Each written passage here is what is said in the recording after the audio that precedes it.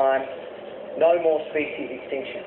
Feral cats will be trapped and baited and safe havens provided for wildlife under a new national plan. It's based on the scientific evidence, it's based on science, action and partnership. While conservation groups welcome the attention on invasive species, they say other threats to wildlife, such as habitat loss, also need to be addressed. This government is approving habitat destruction through coal mining, through logging and through land clearing. And if the little animals lose their home, it really doesn't matter too much what else we do.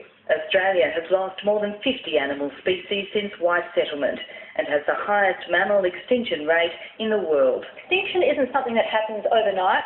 Extinction is a process, and what we have are many birds, plants, animals, reptiles and mammals that are on the verge of extinction and also on the spectrum towards extinction. It's hoped the measures announced today will help preserve Australia's unique wildlife for years to come. Sasha Payne, SBS World News. Well, how's that? $20 million is going in to kill our population of 20 million feral cats. The mother of these cats was a feral cat, and after that mother was shot, in fact I didn't actually shoot her, it was somebody else, I was just holding the torch. Somebody told me that if I was in the States I would have got 6 months jail for it. 6 months jail for shooting a cat, and yet how many times does a black guy get shot in the States and the officer friggin' gets let off for it, you know. Anyway, we won't go down that path, but over here, no, it's not a crime to shoot cats at all. In fact, it's encouraged. And, well, we have a lot of feral animals. Not just cats. We also have dogs, which they refer to as wild dogs, which aren't necessarily native dogs, such as the dingo, but some of the wild dogs do occasionally, in the right areas, breed in with dingoes. And then we've got feral camels, and feral pigs, and feral goats, and feral horses, and feral foxes as well, which also don't tend to breed in with the wild dogs at all. They just sort of stick to themselves. Oh, and feral deer. I think that just about covers it all. Camels, and water buffalo. Camels and water buffalo up in the north. Pigs also in the north and sort of down where New South Wales. And the goats are in New South Wales and South Australia. And the wild dogs are particularly bad around northern parts of Victoria and the southern parts of New South Wales, where my sister is in particular. And the foxes and the rabbits were released not too far from me as sport for a rich family, of which one of those members I may know, possibly. I don't know if I mentioned wild horses. They're in New South Wales, and actually around my sister's area they've got the wild horses. In fact, her neighbour has gone and caught a few at times, and her neighbour also has contracts with the government, usually the national parks, and a few of the large stations, which is like the giant ranches, to lay down baits for the wild dogs. And when I was at my sister's place, we went, I showed you the video anyway, where we went full driving. Well, there's all these little bits of marker tape that I've got some orange marker tape here somewhere, but there it is in there. I was using for the box thorns, but they have all this pink marker tape randomly stuck on all these trees that you see when you're full driving, and that's to mark that that's where the wild dog baits are put. And if your dog's sniffing around there, you better watch out, because it's probably about to eat one of the baits for the wild dogs. Yeah, a lot of things. Oh, And that's not going into the feral birds, of which I've got at least 3 different kinds here. Got the starling, I've got the blackbird. No, actually, mate, they're 4. Starling, blackbird, Indian minor bird, and pigeon. I'm at a loss to understand what the name of the pigeon is, but everybody just calls it top knot because they're a pigeon with a top knot, and they're also feral. And I have a couple of those. Tend to sit on my fence near my car pretty often, and you can blow the shit out of all of those. And if you're in Western Australia, they don't have many starlings there, but they're sort of moving across. And I think there's another Chinese bird that's come over as well from all the shipping containers. It nests in the bottom of the refrigerated shipping containers near the refrigeration compressor. And those birds are spread all over the world actually as a result of everything coming from China. Yeah, the starlings, there's not many in Western Australia, and they actually pay you $2 for each one that you shoot because most of them fly across from the east over to the west. So if you're a good shot, you pretty much, your ammunition costs are already covered, and you can blast away and you bring them all into a certain government office and they throw them all in a dumpster and pay you $2 for each one. And with the foxes, they were doing this for, years now. I don't know if it's still going on, it may be, but it was going on since 15 years ago it started. It might have stopped, it might still be going, but they'd pay you $10 each for each fox tail. So you cut the tail off and bring the tail in. And then they had a bunch of smart people who worked at landfill, because that's where all the tails went. They plucked them back out and made 10 grand taking them back to the same office. So now they spray paint them with pink spray paint before they put them in landfill, so they know that you haven't grabbed it out of landfill and taken it back in there. The feral camels generally live in the desert. The feral water buffaloes live right up in the northern area. They are fucking dangerous. If you see them, you're not supposed to get out of your car. That's how dangerous they are. They can kill you quite easily. They can probably damn near tip your car over if you've got a small car. They're pretty dangerous. The feral camels, though, they're not too much of a problem, but they're... back in the day, the British brought over Afghan camelmen. Basically, India, Bangladesh and Pakistan was all India. And I'm not going to go into the history of India, but basically they went to the western side against the border of Afghanistan and employed quite a number of camel dudes to take shit from probably Adelaide right up through the middle to Darwin, right up the top. And of course, those people just end up staying there and mixed in with the Aboriginals. And in parts of desert areas of southern Australia, these half Afghan, half Aboriginal people still live in those areas. There's a whole heap of mosques, small mosques on the way up through there as a result that were put there by those Afghans. Strange history of Australia that you may not even know, even if you're Australian. Anyways, as a result, when it was all over, they just let the camels go. And now there's shit tons of them all through the desert.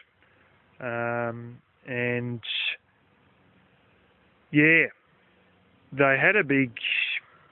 In 2009, we had a bad drought, and this was over in the eastern states. In Western Australia, things went far too well.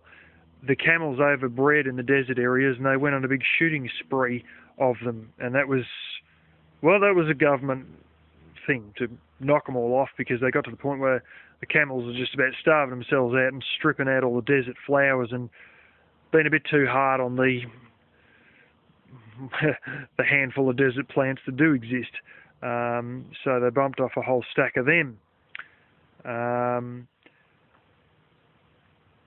As for the feral horses, often enough they try and catch them and sort of break them in and make use of them. Sometimes, and this is not illegal, but there may be somebody who knows somebody who used it for dog meat.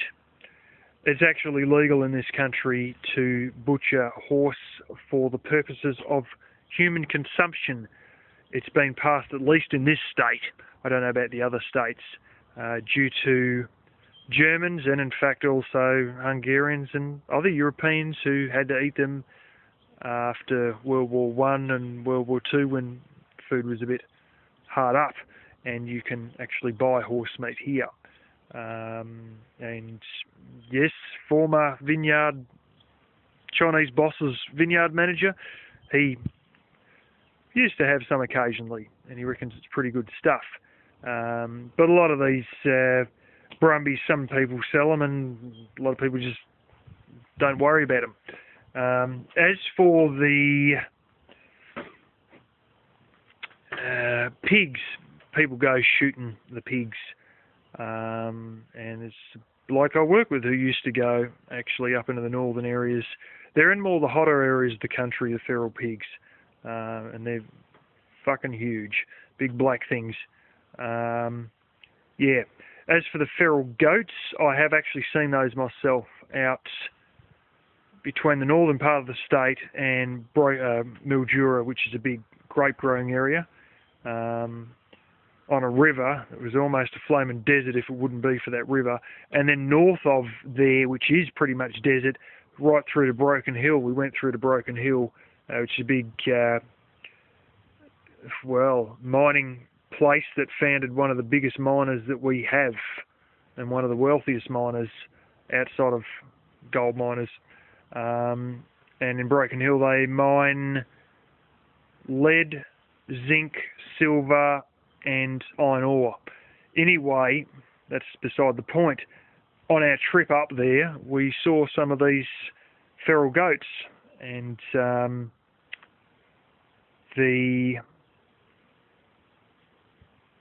it's not unknown for them just to go and round these things up out in the desert, and you set up like a big fence, like a big funnel into these temporary yards, and then you have a little like ramps. A lot of the truck drivers have got their own ramps, and basically just round these things up with your motorbikes and shit out in the desert and run them into this big funnel and load them onto trucks, and cha-ching, very quick way of making quick money. And in South Australia they do the same thing, and they also some people got some rather crap areas rather cheap, or they leased them off leased government land, which a lot of these quote unquote stations, these giant ranches that we have, they're absolutely massive. A lot of them are government land. Getting a bit off track, but I'll tell you about a dude who owns or has a 100-year lease on the biggest one in the country. He went to America for a big farming conference, and this bloke come up in his white suit looking like his ego was about, as big as a friggin' house. And he said to him, "So who are you and what do you do?" "Well, I got the biggest ranch in all Texas." And this bloke said to him, "Well, how big's Texas?" And then he done the maths for a second. He said, "Well, my ranch is 5 times the size of Texas." Yes, 5 Texases fit in this one bloke's ranch. No joke. But a lot of those are leased government land on 100-year leases, and some of them on 40-year leases and stuff like that. But a lot of them on 99 or 100-year leases.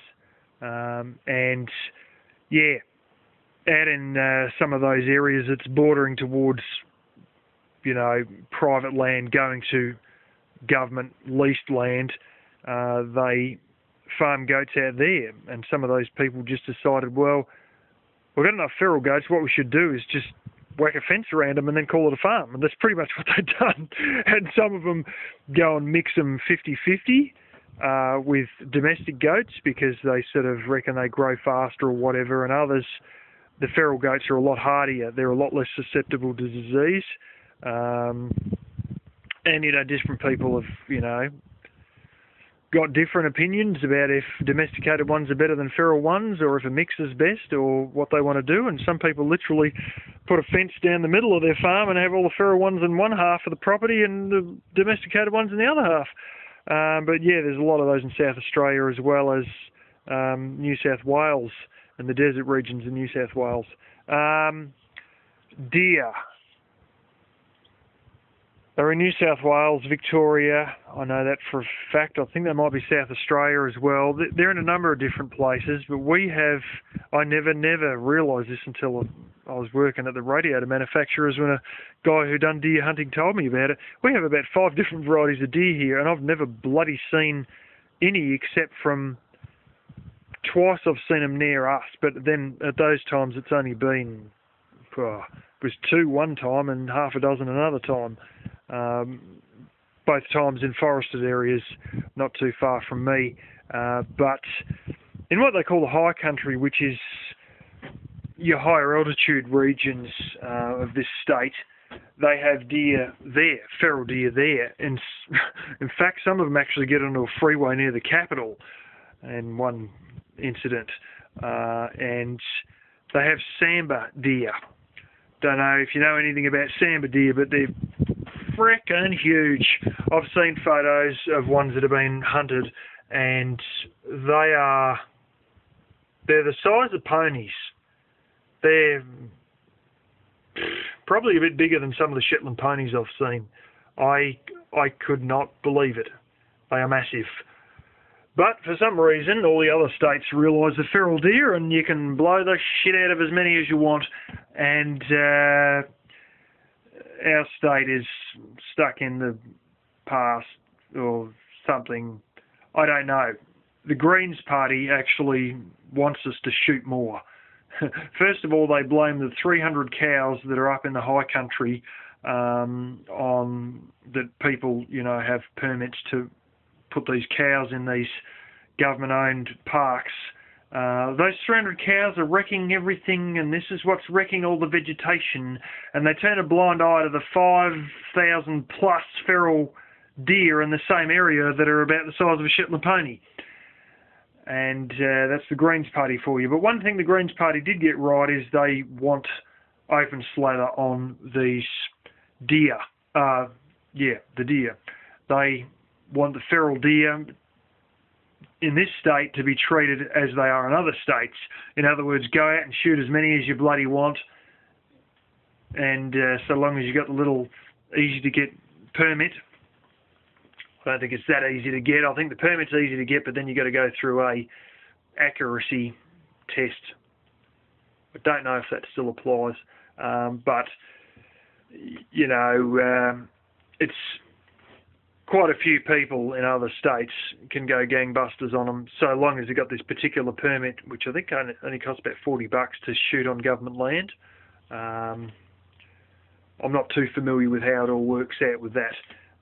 But the other thing is, with this state, no hunting at night, bag limits on how many you can shoot in a season. We have a season that we hunt them at. We start and open at this season and then finish at that season. That sort of stuff is only generally seen in the United States. These people who crap on about even having seasons, and I've heard bullshit about, they used to have a licence and a hunting season for Aboriginals. Well, that's horse shit, because we have never had really seasons for any animal hunting at all, except ducks. They have a set season, and everything else, this idea of having a season and your season starts then and ends then, that's just bizarre. That's an American idea. We shoot all year round. It doesn't matter a shit. You just go there and go for it. Unless it's ducks, then it matters.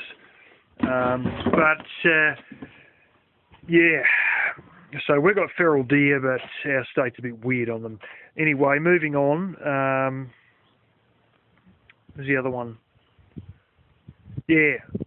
Touch back on feral foxes and feral rabbits. They were brought out here as nice hunting, and got released not too far from me and just went countrywide. And the rabbits have been an extreme problem. Oh, they are an issue. There are photos that my father has seen, and these photos aren't hard to come by because they're in a lot of books of back in the days when my grandfather was a teenager, where they would literally put chicken wire on the corner of a paddock, and they would literally herd all the rabbits in the chicken wire. And this chicken wire they'd put 10 foot tall, and the bastards, there'd be so many of these bloody rabbits crawling on top of each other that there would be ones falling over the top. Yes, they would build up in the corner, and there would actually be ones falling over the top. And what they'd do is they'd go and they'd usually have the wiring system in a certain area. And so they'd work out, rightio, we corner this, get this other corner all netting wired up with all this heavy chicken wire and shit. And we come roaring down in our trucks and scare them all, and they all go running to that one side. And, maybe fire off a couple of shots or whatever. You didn't even really need to. You just made a lot of racket, and they'd all run to one side. As long as you get them away from where the warrens were, and then they'd have nowhere to go except into this corner, and then you reverse your trucks right up, and they would literally get hash and bags. And as these ones are all in the corner going berserk trying to climb over each other, and they actually were jumping over the top of this 10-foot fence, you would just be there handling them, like grabbing them by hand, put them in hash and bags, and you'd need, more than 8 people, 12 people, something like that, and 2 or 3 trucks and a lot of hessian bags, and you could literally just pick them up and put them in the hessian bags as they're all trying to rammed up against this corner. That is how bad it was. It's commonly recognised that I think it's 4 adult rabbits eat the same amount as 1 sheep, and there are areas where, and this is not guesswork, this is proven fact, where sheep have starved to death over the rabbits. I have seen photos of fences that are put in that are very good, with chicken wire all through them. And one guy's eradicated all these rabbits on one side, and the other guy on the other side has still got the rabbits. And one's like torn to shit, no grass left, and the other one's still fine with grass. That's the difference between rabbits and no rabbits. Fortunately, with a multitude of diseases, which they always seem to become resistant to, we've knocked out a lot of them. Not to say all of them, just a lot of them. Myxomatosis works well, but that keeps working because it keeps changing its form, and then they can never really get resistant to it. Calesivirus, we've had brought over, but that's sort of fucked up because some people try to jump the gun and got calesivirus stuff and gave not enough of a dose to too many wild rabbits that they then re-released, and it didn't really help things. They become resistant, as opposed to just letting the government get on with it and give them the right amount of dose. And in a handful of areas they're resistant to calesivirus. And it was going to be the big next thing that was going to wipe them all out. And I remember when they put it around here and all that. And then I haven't seen a difference before and after calesivirus. I really haven't. Although that was going to be the one to fix all. But then so was all these other umpteen ones that they all become resistant to.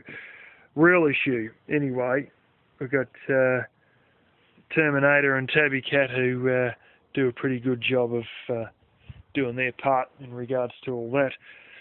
I think I've just about covered everything there.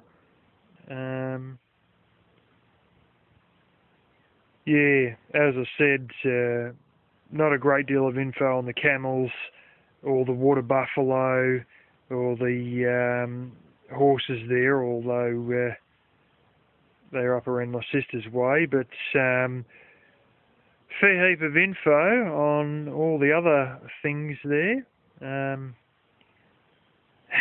Feral pigs are dangerous bastards, by the way. Very dangerous.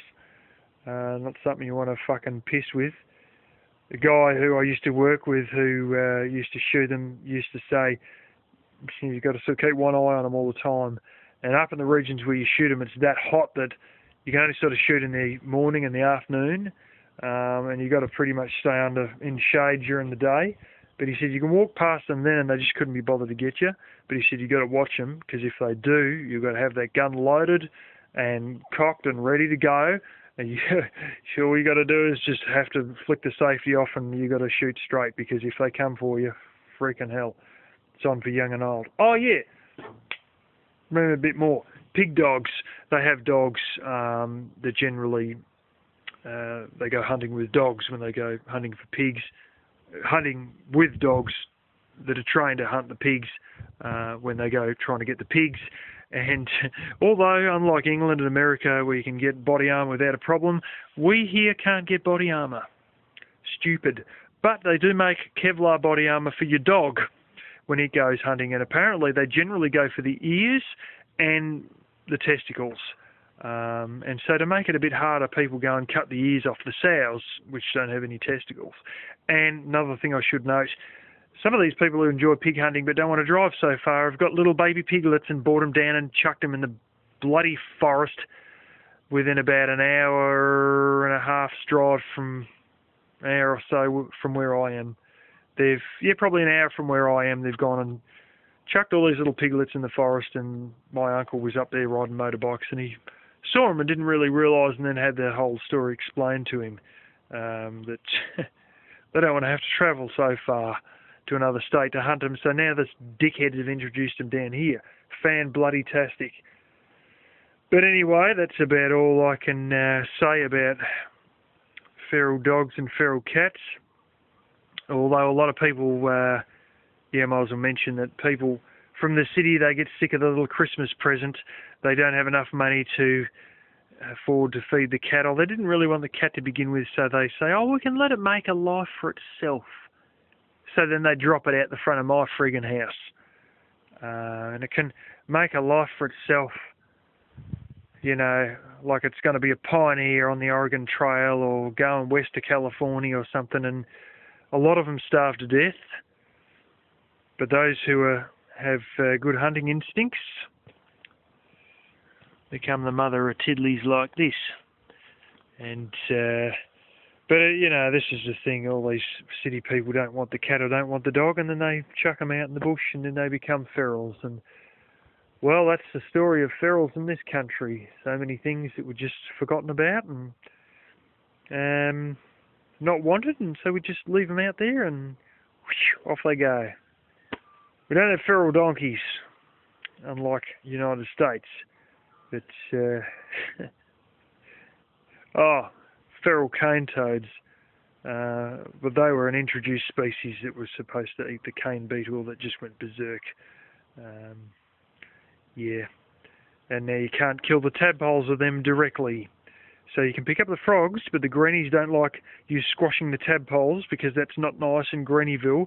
So you've got to leave all the tadpoles behind, and then they wonder why they continue to spread, and they've spread from Queensland right across the entire country through to the northern parts of Western Australia, where they used to have a fun day for all the little Aboriginal kids, and they'd take them all out and they could go and pick them all up and kill them all. But now they've got to drive them hundreds of miles to be gassed properly, and you can't kill the tadpoles on the spot, but you can't keep them in the water till you get there because it'll be too long and they'll starve to death in the water before you get them to all the bullshit in the world, and the feral cane toads just go worse. But they were originally government introduced to fix a problem that backfired on them, like some of these introduced things to fix a problem just did turn into ferals. But anyway, I think that's pretty much it.